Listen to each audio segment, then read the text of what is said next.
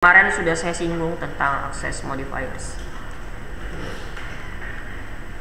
Ini coba saya buat sebuah file ya, index.php. Yang kemarin saya tutup aja. Kemudian kita buat kelas kayak kemarin dulu, php. Kemudian kelas, nama kelasnya hero. Kemudian dia punya properti ya, properti. Ada 3 properti,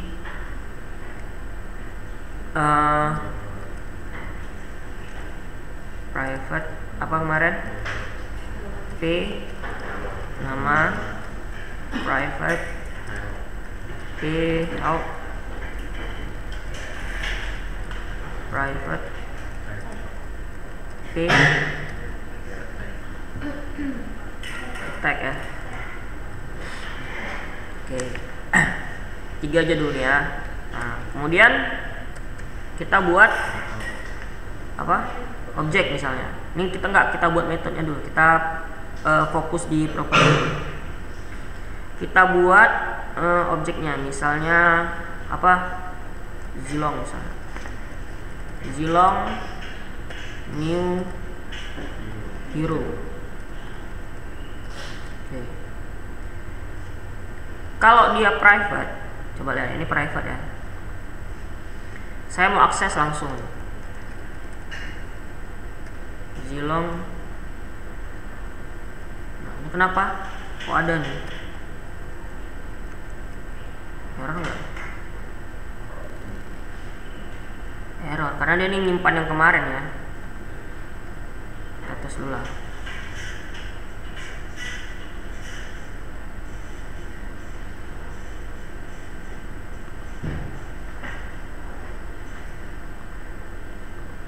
Ini nyimpan yang kemarin, tapi nggak apa. Nah, kalau kita akses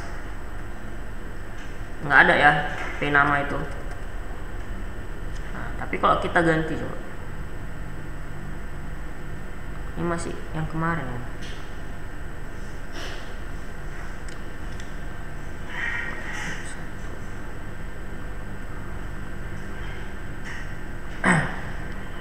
Kemudian ini nama kelasnya saya ganti ya hero 1 supaya si VS Code nya nih nggak ngedetek yang kemarin, yang di index.php yang ini.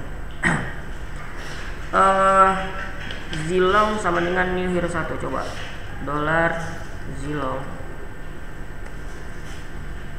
ya, nggak muncul apa-apa ya. Kalau saya akses ini p nama, kemudian ini kita jalankan.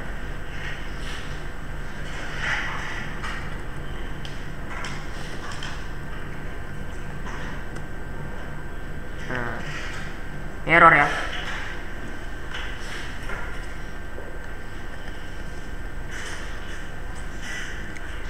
Ada error undefined variable p nama, kemudian undefined property hero 1.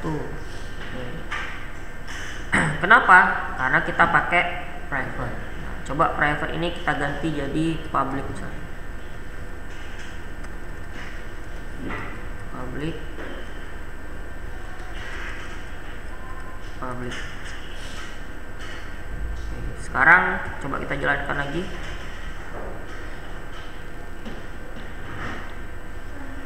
Masih error ya. Coba gini ya, kita set ya Zilong, karena p nama ini harusnya kan kita gini lah, harusnya kita isi dia datanya. Apa? Zilong. Masih error nggak? Online 13 undefined variable $p nama.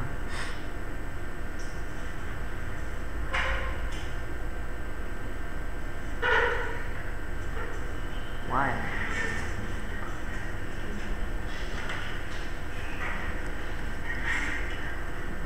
Coba lagi, sekali lagi. P nama sama dengan Zilong.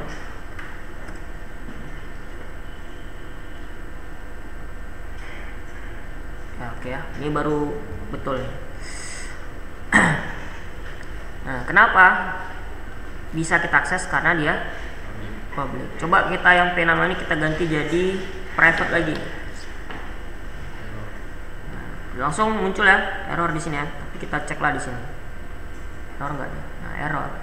Cannot access private property.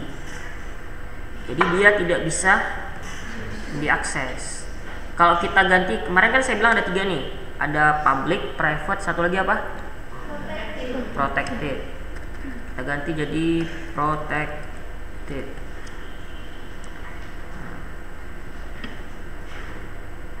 Sama, tidak bisa.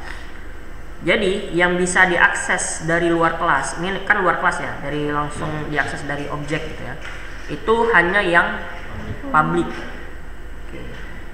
Jadi Pak, bagaimana caranya gitu ya kan? Supaya kita bisa mengakses. Kenapa nggak dibuat public aja gitu pertanyaan? Kenapa nggak dibuat public aja semua? Kalau dibuat public, ya itu dia akan lebih apa namanya?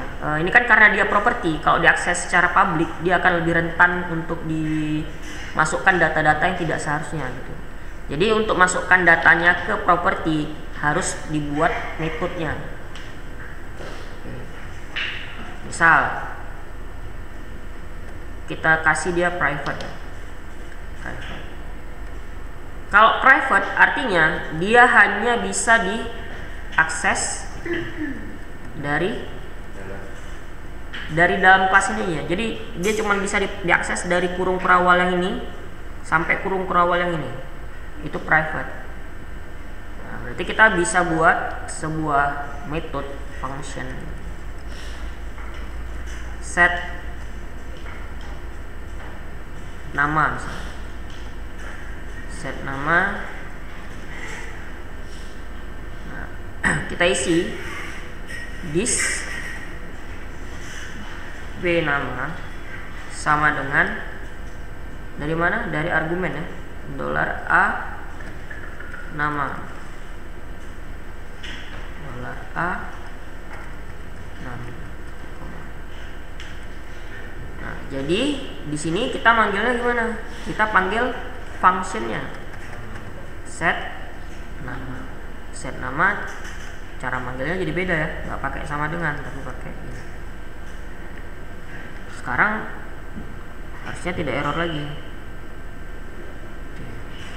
Terus cara supaya tadi kan saya bilang kalau dipakai public kan nggak aman kan, jadi karena bisa diakses dari luar.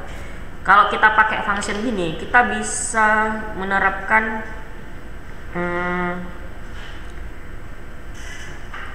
clean string PHP.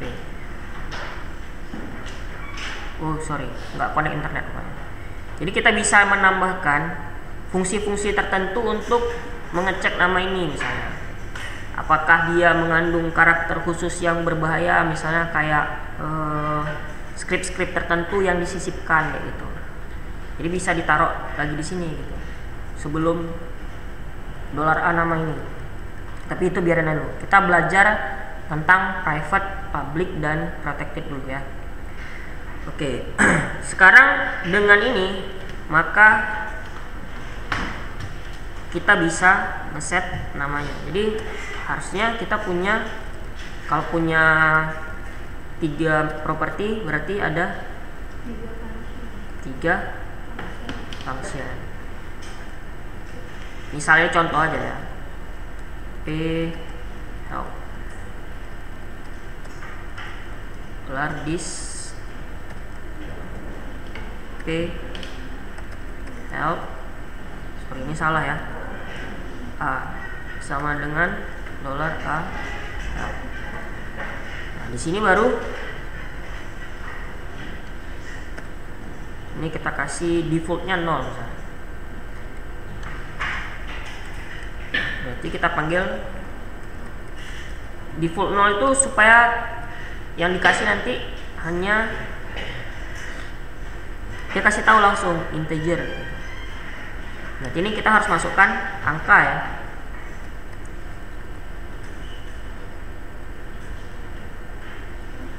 Kemudian misalnya untuk apa lagi, attack function set attack.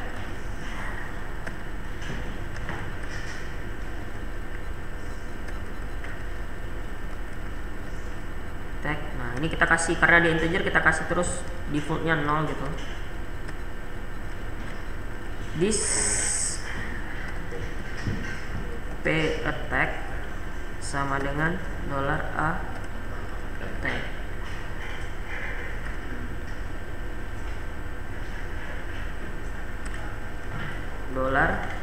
$zilong set attack 6. Nah jadi seperti ini. Pak, fungsinya apakah ada access modifier juga? Ya, harusnya ada. Nah, fungsinya baru kita kasih public gitu. Kalau nggak kita tulis gini, dia otomatis langsung public, tapi bagusnya itu harus kita tulis public.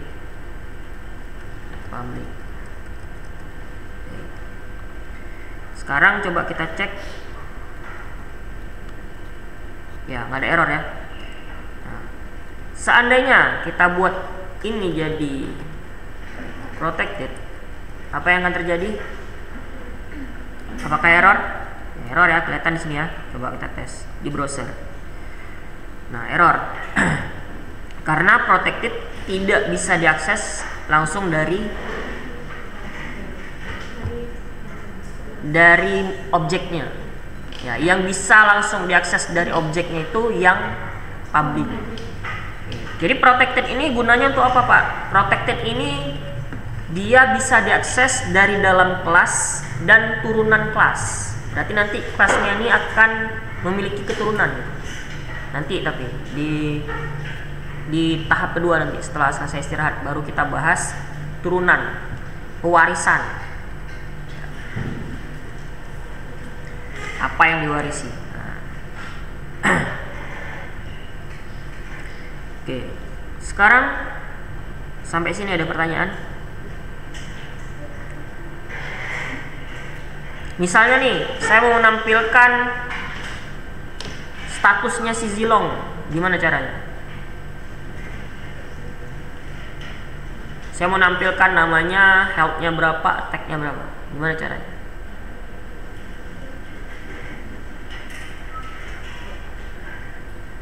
Gimana enggak? Harus ngapain saya? Echo gimana? Echo-nya di mana gitu? Di atas itu Pak, Zilongnya berapa? Di atas? Ya. Di sini? Di baris keberapa bilangnya?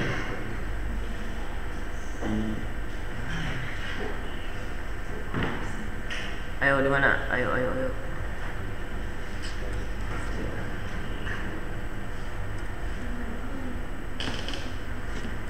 Di mana?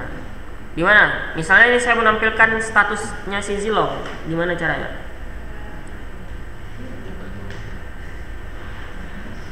Apa yang harus saya kerjakan?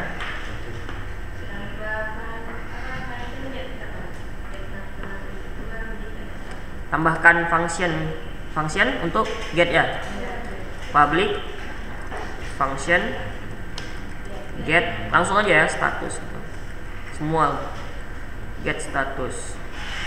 Oke, sorry salah ini. Kemudian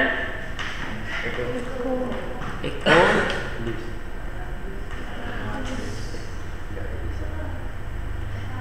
nama gini ya, nama $dis p nama br koma, biar cepat saya ganti gini terus.